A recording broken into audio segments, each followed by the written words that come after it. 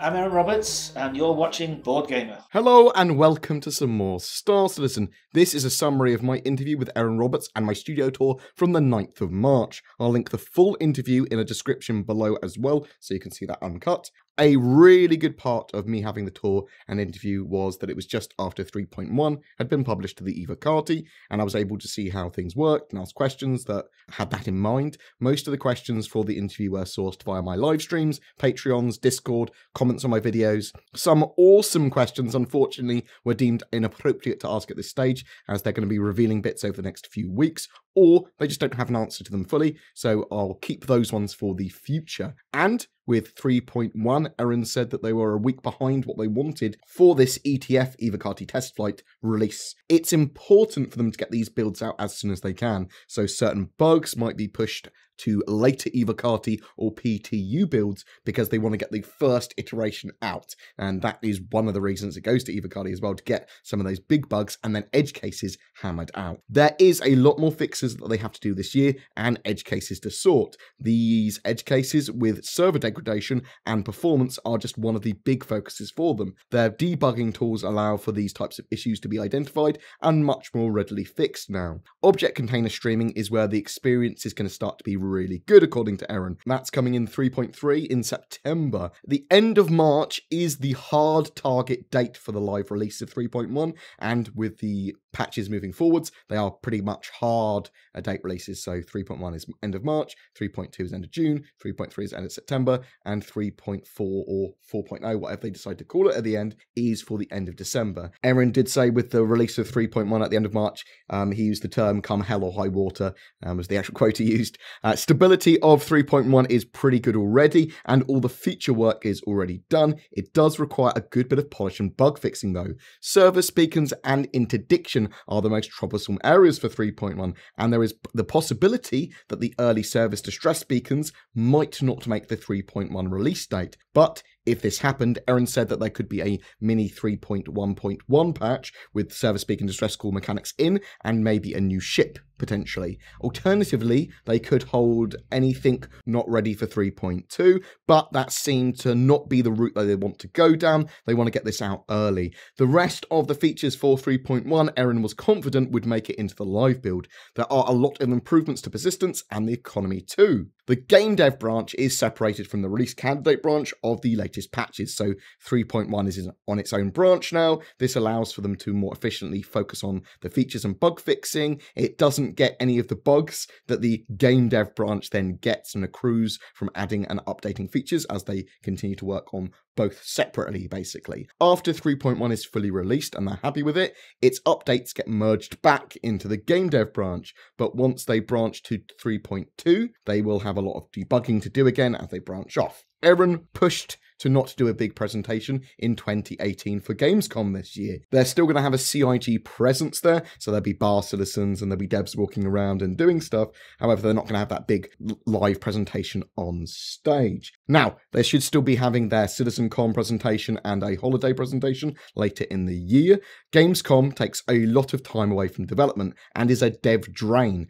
They wanted to focus more on the game. It also allows them to focus on the Star Citizen Fan Fest this year in Austin, which is bigger and better apparently. They have an ongoing relationship with 3Lateral, the guys that help do their face rigs, or at least provide faces for their facer base. They are talking about doing more of them in the future and still use a lot of their services. The object container streaming in 3.3 is the biggest jump for them this year. This is when the scale of the game can actually start to be realized. What you can do in one system will be bigger than what you can do in most AAA games right now.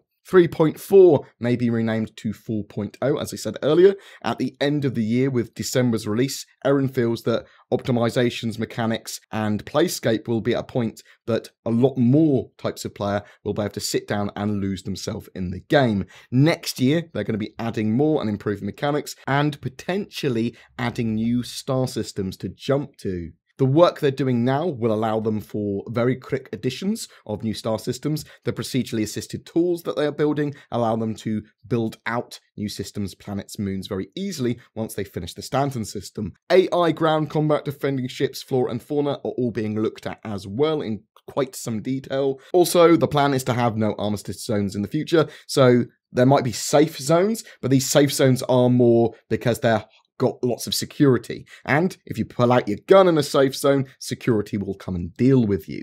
Missions will be extremely interesting and varied, especially with the addition of combat NPCs on the ground. You might have missions where NPCs come to help you, come to fight you, interesting track missions, lots of different things will happen. And even when you take similar missions, the actual modules and the mission building system will make sure that you have a slightly different mission at least every time you play one, even if you played it hundreds of times. This year they will be increasing how many players can be on one server. We're currently at 50, but they're pushing for at least 100. Then they're going to be adding server meshing for dynamically handling the population. A server could handle a whole system all the way down to a single room. Their current server setup is actually pretty good apparently when they aren't hitting edge cases. That is to say that the infrastructure is robust enough to handle what they want to do with it. Erin is aiming for as many players as possible in these server mesh servers by the end of the year. Short term, the servers will be regional. They will be looking at having all players on the central server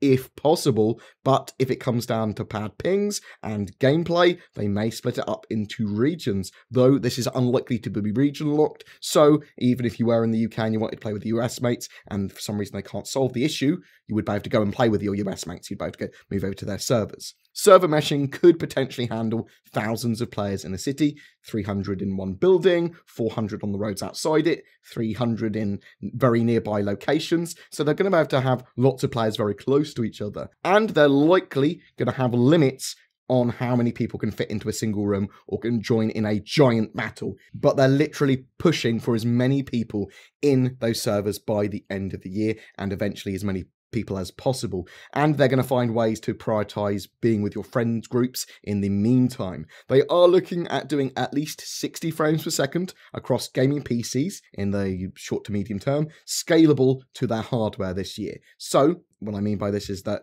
yeah, if you've got a low-end or mid-range PC, you may have to make some concessions with your graphic settings and your resolution and stuff like that to try and get those frame rates. They are working on a huge amount of biomes at the moment, tropical desert, alien deserts, snow, and lots more that we will start to see by the end of this year. Massive ships like the King ship from the Vandal and the Retribution Dreadnought-sized ships will have player interaction with them, but they might not be ownable and controllable in the same way as others. The only massive ships they're currently making for players that are fully playable at every level and on the stations and repairable and have got all of those mechanics that we've come to want from Star Citizen are the Javelin and the Idris. The larger ships may be controllable in the future, but they're not working on making them player controlled right now, and they're still going to have some form of interaction, whatever.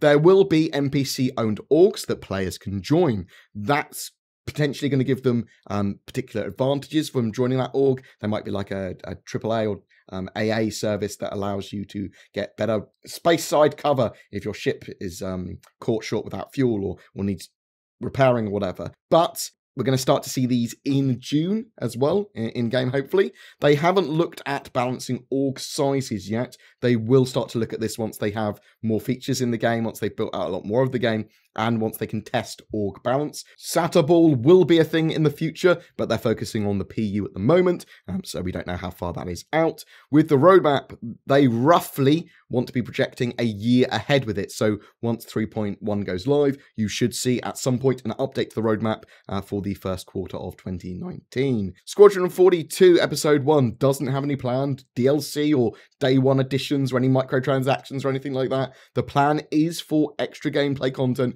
with Episode 2. Episodes 2 and 3 can be built out much more quickly once Episode 1 is out, and they are basically all their own AAA individual games. Piracy this year will have the ability to sell stolen goods to a fence or outlaw salesman. There will be ways to disable detection arrays so that you might not be detected, and people might not even know you're a pirate if you were the super sneaky pirate that disabled everything before doing anything. Smuggling's going to be in this year. Theft, stolen items and reputation systems are going to be much more evolved this year too. There will be ways to reduce your crime stat via paying or other gameplay mechanics mechanics. In the short term, with cargo transfer, it's going to be more sensible for pirates just to steal high-value cargo, like gold.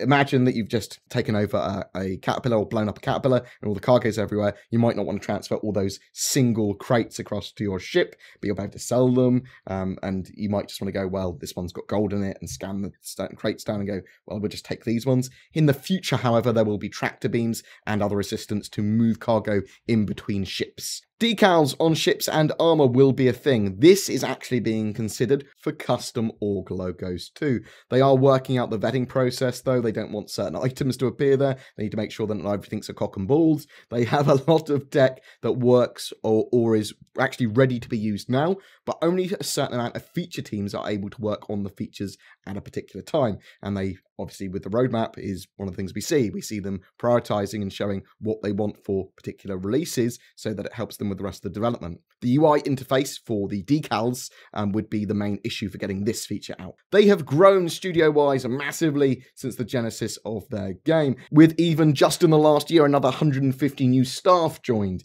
They are now moving on to more feature team-based stuff. So basically they set up a team of people that are going to be working on the similar feature or a particular feature until the end of that feature. As close geographically as possible as well, they try and make them. So this can be, they try to put everyone in the same office or near each other on tables. They will move teams around. They basically keep it dynamic in the office. So they go, well, you guys are doing this sprint together for the next 2 weeks. You all sit together. Or you're doing this over the next 3 months, we'll move you here. They'll move people from studios to do that as well where possible. But basically, this way of doing their features allows them to keep their indie roots, but also have the pros of the large studio as well, because they've got larger teams to choose from, but they want to make sure that they are working on a feature and get it done, and it's not too spread out across the company. But they are aware that they're becoming a larger company now, but they do want to keep those indie roots. With their tools and tool sets as well, they do want them to go to the wider community eventually, and this is going to be for modding and other cool things. Now, this is one of the things I'm looking forward to in Star Citizen the most, actually. I desperately want modding tools. I want them so bad. Also, there's probably a couple of things I should say about my tour in general. A lot of it's locked under NDA because you see stuff there you're potentially not supposed to see yet, and they've got their own marketing departments and stuff now. So the tour I had was great. I got to see quite a lot of the work they're doing to polish 3.1 and some features planned for the rest of the year, and a little bit beyond that as well in some situations. I did get to see some new concept sales and stuff like that that are planned for later this year, or at least going to be announced later this year. The offices themselves have expanded, and they have some great facilities there for staff. They're very nice clean meeting rooms and sort of like games rooms there as well. Some stuff is a lot further along than I expected. However, some bits are still clearly awaiting tech or have bugs that need to be solved. I really enjoyed my trip. The next big event will be BoredGamer, where I should be able to more freely ask devs and just get it down on paper, no NDAs or anything. People like Brian Chambers and Roberts are going to be there, and a huge amount of other devs. And I suppose we should start gathering questions now. So in addition to questions that I didn't use the first time around, please chuck in the comments any other additional questions that you think I should ask around BoredGamer. That's on the 21st of April. Also, if you're interested in attending BoredGamer, it's around Manchester Airport, and I'll link more of the details below. It is a ticketed event, so just bear that in mind. Every month, we have a ship giveaway for March. It's for the Outpost Building Pioneer, donated by our featured org, Forgotten Heralds, a PMC with a history grounded in UEE military service. Their doctrine focuses on operational agility through in-game training and having an active, friendly community. Please check out that org page to see if they're a fit for you. You can also join in their Discord, have a chat with them, and see if they are right to play with or whatever. We'll play with them and then see if you want to join them.